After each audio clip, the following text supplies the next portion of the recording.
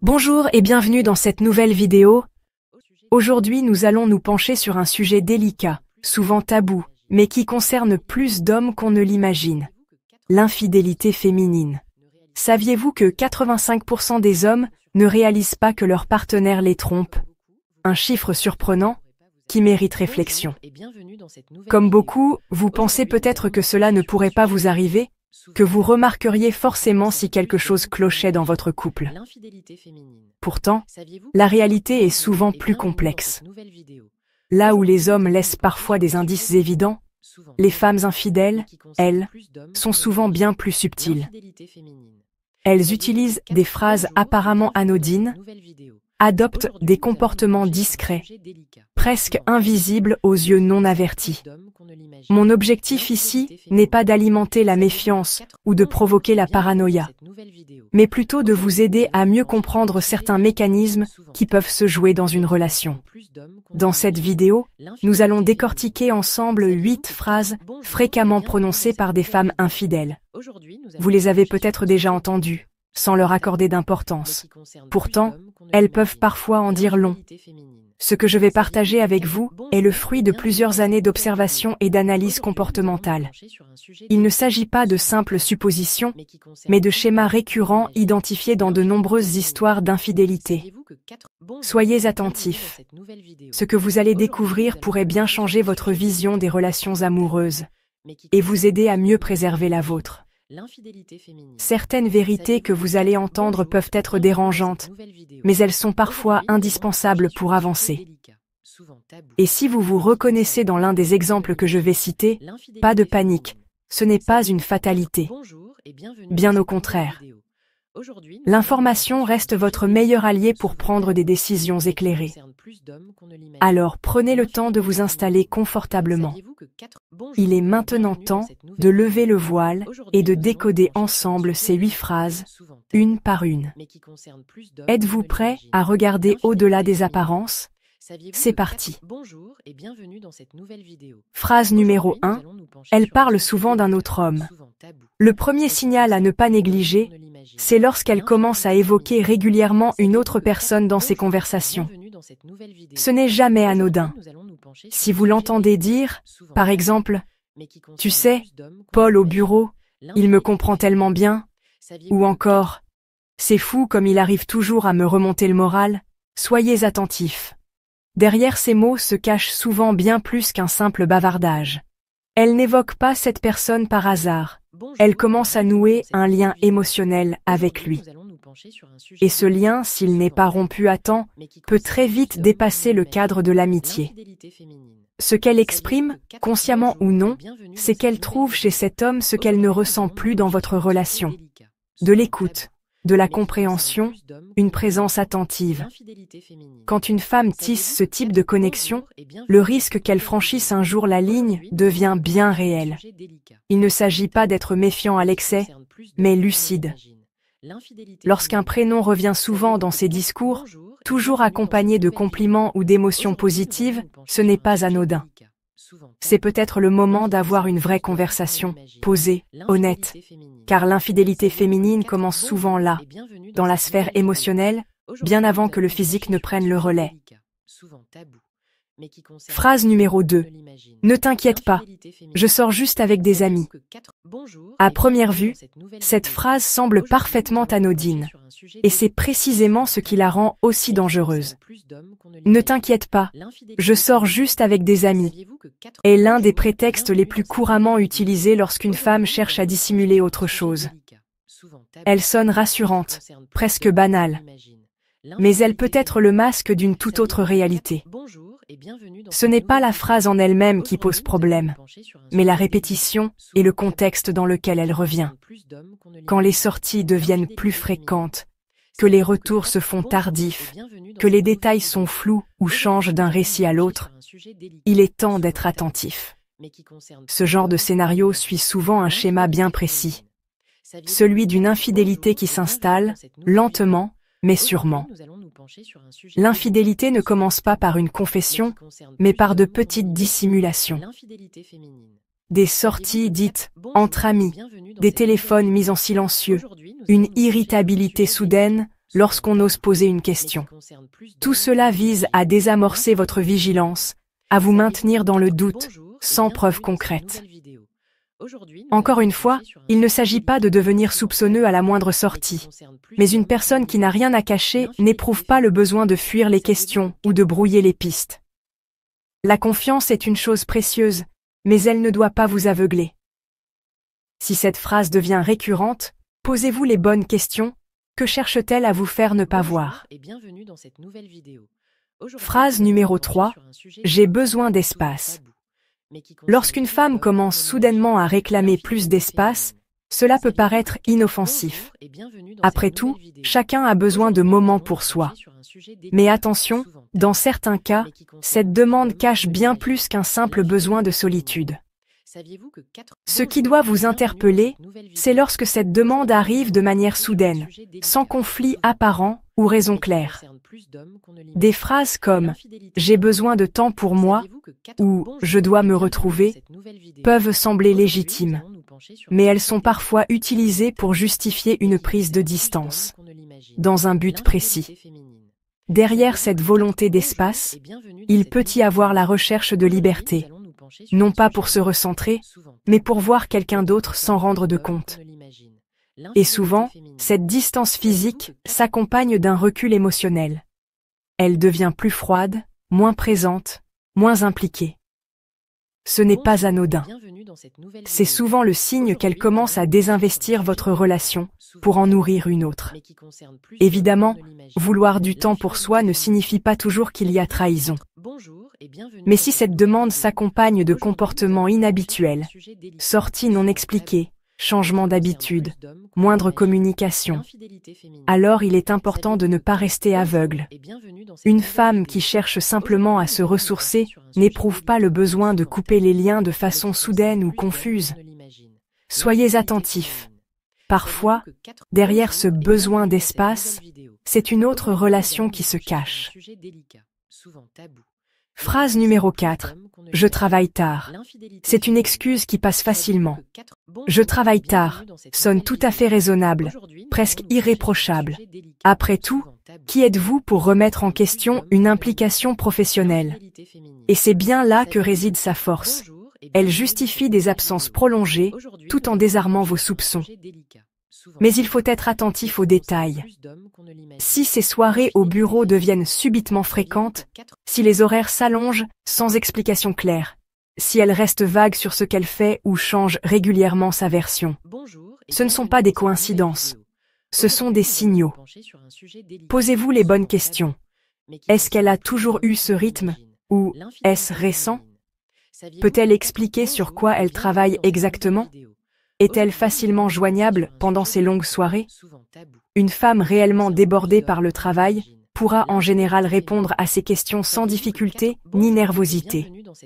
Souvent, ce qui trahit la supercherie, c'est le changement de comportement.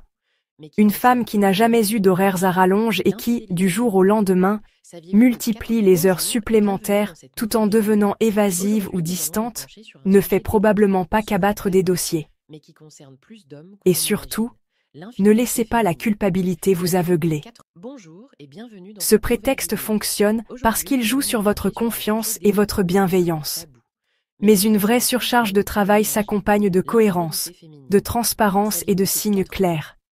Si ce n'est pas le cas, il est peut-être temps de regarder la situation sous un autre angle. Phrase numéro 5. Nous avons besoin de temps séparés. C'est une phrase qui sonne comme une décision mûrement réfléchie, presque noble. Elle est souvent présentée comme un moyen de sauver la relation, de faire le point, de retrouver un équilibre. Mais dans la majorité des cas, ce n'est qu'un emballage soigneux pour dissimuler une toute autre réalité. Quand une femme vous dit qu'elle veut du temps séparé, il faut se demander ce qu'elle cherche vraiment. Et souvent, la réponse est simple. De l'espace pour explorer autre chose. Ce n'est pas une pause pour mieux revenir. C'est une transition vers une autre personne, vers une autre vie, et souvent sans que vous ne soyez totalement exclu. Du moins, pas tout de suite. Ce genre de demande, quand elle surgit sans crise profonde ou conflit majeur, est rarement innocente. Elle crée volontairement une zone grise, un entre-deux qui lui permet de rencontrer quelqu'un d'autre sans porter officiellement l'étiquette de femme infidèle. C'est une façon de diluer la responsabilité. Le piège, c'est qu'elle vous place dans une impasse. Si vous vous opposez à cette pause, vous êtes perçu comme oppressant ou incapable de la comprendre. Mais si vous l'acceptez, vous lui laissez le champ libre pour s'éloigner encore plus, parfois définitivement. Soyez lucide. Cette phrase est rarement prononcée au hasard. Si elle est accompagnée de froideur, de détachement, de nouveaux secrets ou de comportements contradictoires, alors ce temps séparé est probablement déjà habité par une autre présence. Ce n'est pas le moment de minimiser ou de faire l'autruche. C'est le moment de prendre du recul, de poser les vraies questions et surtout, de vous préparer à affronter la réalité quelle qu'elle soit. Phrase numéro 6. Je suis juste fatigué. C'est l'une des excuses les plus courantes et les plus difficiles à contester. Après tout, qui ne se sent pas fatigué de temps en temps? Mais attention, lorsque cette phrase devient un refrain, une réponse automatique à chaque tentative de rapprochement ou d'intimité, elle cache souvent quelque chose de plus profond. Le vrai problème, ce n'est pas la fatigue en elle-même. C'est ce qu'elle masque. Si elle vous dit qu'elle est trop épuisée pour passer du temps avec vous, mais qu'elle semble soudainement retrouver de l'énergie pour sortir, discuter pendant des heures avec des amis, ou se consacrer à d'autres activités, il y a lieu de s'interroger. Ce n'est pas son corps qui est fatigué. C'est son investissement dans la relation qui s'étiole. Cette fatigue devient une barrière commode pour éviter le contact, fuir l'intimité, créer de la distance. Son attention, son désir, son énergie, tout cela est peut-être déjà tourné vers une autre personne ou un autre projet de vie. Ce qui doit vous alerter, c'est la sélectivité de cette fatigue. Trop lasse pour partager un moment à deux, mais tout à fait disposée à socialiser ou s'impliquer ailleurs. Ces incohérences ne sont pas anodines. Elles signalent souvent un désengagement émotionnel, voire une double vie qui commence à s'installer. La fatigue, quand elle est réelle, s'accompagne d'honnêteté, de constance et de cohérence. Quand elle devient un prétexte récurrent, c'est peut-être qu'elle sert à cacher une vérité qu'on ne veut pas vous dire. Phrase numéro 7. Tu ne me comprends pas. C'est une phrase lourde de sens, souvent prononcée au moment où quelque chose commence à se fissurer en profondeur. Tu ne me comprends pas marque rarement le début d'un dialogue sincère. Bien souvent, c'est le début d'un glissement émotionnel et d'une justification intérieure à ce qui va suivre. Quand une femme répète cette phrase, ce n'est pas simplement une plainte. C'est une manière de réécrire l'histoire du couple pour en devenir la victime émotionnelle. Elle crée un récit dans lequel vous êtes celui qui ne l'écoute pas, ne la voit plus, ne la saisit plus. Et pendant ce temps, un autre, un collègue, un ami, une simple connaissance, devient celui qui la comprend vraiment. Cette logique est puissante, car elle déplace la responsabilité. Elle n'est plus en train de trahir la relation, elle fuit une incompréhension. Elle se donne une permission morale. Et cette phrase devient alors la passerelle émotionnelle vers une autre personne. Le plus pernicieux, c'est que cette accusation vous pousse à réagir. Vous cherchez à prouver que vous la comprenez, que vous tenez à elle, que vous êtes là. Mais ce terrain est piégé. Plus vous vous justifiez, plus elle renforce l'idée que vous n'êtes pas à la hauteur. Et dans cet espace de déséquilibre, la relation parallèle peut se développer à l'abri de votre regard. Alors si vous entendez cette phrase de façon récurrente, surtout dans un contexte où l'intimité décline et les échanges deviennent tendus, ce n'est pas juste une plainte. C'est peut-être le signe qu'elle est déjà en train de transférer son monde intérieur ailleurs. Phrase numéro 8. On peut juste être amis. C'est sans doute l'une des phrases les plus trompeuses, justement parce qu'elle semble rassurante. On peut juste être amis, est souvent utilisé pour désamorcer vos inquiétudes, alors qu'au fond, elle cherche à légitimer une relation qui dépasse déjà les limites de l'amitié. Lorsque votre partenaire insiste sur le caractère juste amical d'un lien avec quelqu'un qui vous semble suspect, il ne s'agit pas d'une simple clarification. C'est, dans bien des cas, une tentative de minimiser une connexion qui a déjà franchi certaines lignes, émotionnellement, voire plus. Ce qui doit vous mettre la puce à l'oreille, ce n'est pas l'existence d'un ami homme en soi. L'amitié homme-femme est bien sûr possible. Mais elle ne nécessite pas d'être constamment défendue, répétée ou justifiée. Quand cette phrase devient une sorte de bouclier systématique, c'est qu'elle sert probablement à masquer quelque chose de plus profond. Et souvent, ce juste ami est déjà devenu un confident, un refuge émotionnel, voire une porte d'échappement à la relation de couple. Il est là, présent dans ses pensées, dans ses messages, dans ses temps libres. Et si elle sent le besoin de vous convaincre de son innocuité, c'est bien qu'elle sait, quelque part, que cette relation n'a plus rien d'innocent. Ne vous fiez pas uniquement aux mots. Observez les gestes, les silences, les non-dits. Parce que parfois, derrière cette phrase en apparence banale, se cache une infidélité déjà bien entamée, ou en tout cas, une distance émotionnelle qui ne cesse de grandir. Conclusion. Voilà les 8 phrases que les femmes prononcent fréquemment lorsqu'elles sont infidèles, des phrases qui, prises isolément, peuvent sembler anodines, mais qui, mises en contexte, révèlent parfois des réalités plus profondes. Gardez à l'esprit que ces signaux ne sont pas des verdicts absolus. Ce ne sont pas des preuves, mais des indicateurs. Leur but n'est pas de semer la peur, mais de cultiver la lucidité. La base d'une relation solide reste la communication honnête, l'écoute mutuelle et la confiance.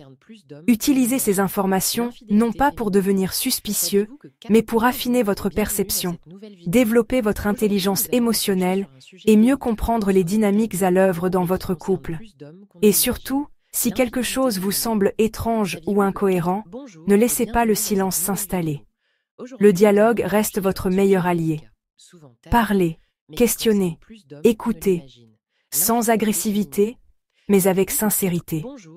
Rappelez-vous, les signes sont là pour éveiller la conscience, pas pour enfermer dans la méfiance. À vous, maintenant d'en faire bon usage. Utilisez-les pour construire des relations plus vraies, plus alignées, plus épanouissantes.